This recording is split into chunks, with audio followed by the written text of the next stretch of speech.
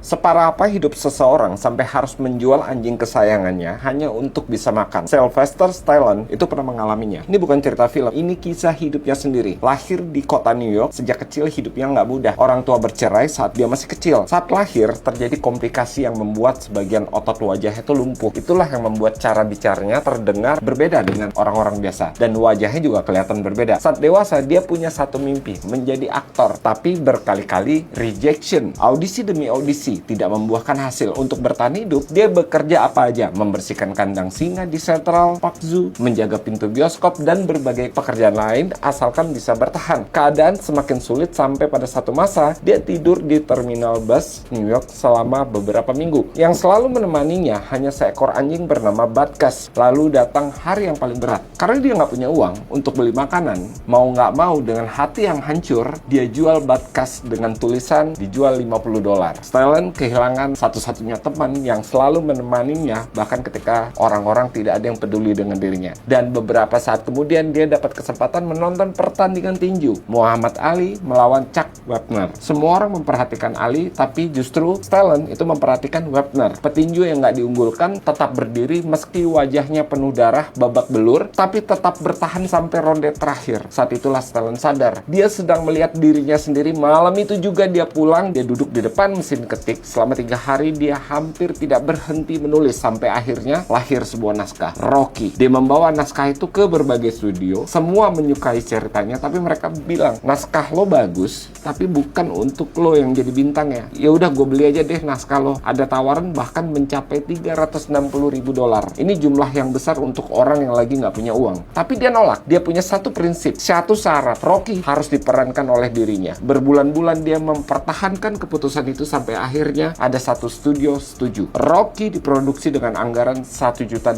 Hal pertama yang dilakukan Stallone bukan beli rumah, bukan beli mobil, tapi dia cari Butkus dan dia beli lagi seharga $15.000. Di tahun 1976, Rocky tayang pertama kali dan mendapatkan pendapatan lebih dari $200 juta di seluruh dunia. Masuk 9 nominasi Oscar dan memenangkan 3 penghargaan, termasuk film terbaik. Stallone juga menjadi salah satu dari sedikit orang dalam sejarah Hollywood yang dinominasikan sebagai aktor terbaik dan penulis naskah terbaik untuk film yang sama. Rocky mengubah hidupnya dan sisanya menjadi sejarah. Tapi Stallone pernah bilang penghargaan terbesar dalam hidupnya itu bukan Oscar, bukan uang, bukan ketenaran, melainkan hari di mana dia bisa memeluk kembali Butkus. Dia meninggalkan satu kalimat yang sampai hari ini masih dikenang. Bukan soal seberapa keras kamu memukul, tapi seberapa keras kamu bisa dipukul dan kamu tetap bertahan dan tetap melangkah maju.